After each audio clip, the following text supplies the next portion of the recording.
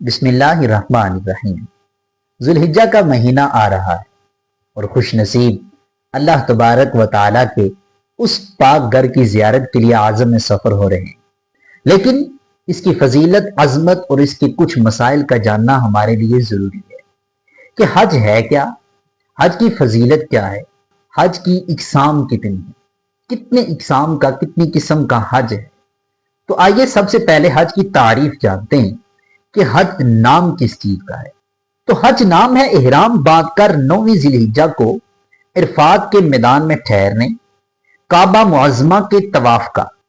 اس کے لیے خاص وقت مقرر ہے، اس میں یہ افعال کیے جائیں تو حج ہے۔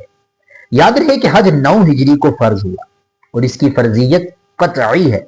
جو اس کی فرضیت سے انکار کرے وہ کافر ہے، مگر عمر بھر میں صرف ایک بار ہی حج کرنا فرض ہے۔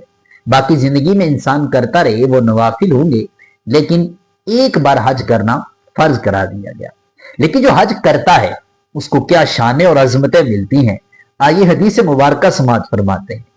میرے نبی کریم صلی اللہ علیہ وآلہ وسلم نے ارشاد فرمایا، بخاری، مسلم اور ترمذی اور نسائی ان متعدد کتابوں میں حدیث مبارکہ ہے۔ نبی کریم صلی اللہ علیہ وآلہ وسلم ارشاد فرماتے ہیں، جس نے حج کیا، رفث، فسق اور متعدد گناہوں سے بچا رہا تو وہ گناہوں سے پاک ہو کر اس طرح لوٹے گا کہ جس طرح آج ہی اس کی ماں نے اسے پیدا کیا ہو۔ سبحان اللہ! یہ عظمت، یہ شان، یہ کس کی ہے؟ جو گناہوں سے، فسق سے، فجور سے بچ کر صرف اللہ کی رضا کے لیے حج کرتا ہے اور ان تمام باتوں سے پرہیز کرتا ہے۔ اچھا، یاد رہے کہ حج کی 3 اقسام ہیں۔ نمبر 1 حج افراد ہے، نمبر 2 حج تمتع ہے، اور نمبر 3 حج قران ہے۔ اب حج افراد، تمتع اور قران کیا ہے؟ حج افراد یہ ہے کہ آدمی صرف حج کی نیت کے ساتھ احرام باندھے اور حج کرے، اور اس حاجی کو مفرد کہا جاتا ہے، یہ حج افراد ہے۔ حج تمتع کیا ہے؟ حج تمتع یہ ہے کہ پہلے آپ احرام باندھیں، عمرہ کریں، عمرہ کرنے کے بعد اس احرام کو کھول دیں اور پھر دوبارہ سے حج کا احرام باندھ کر حج کریں، تو اس کو حج تمتع کہتے ہیں۔ تیسری صورت حج قران کی ہے۔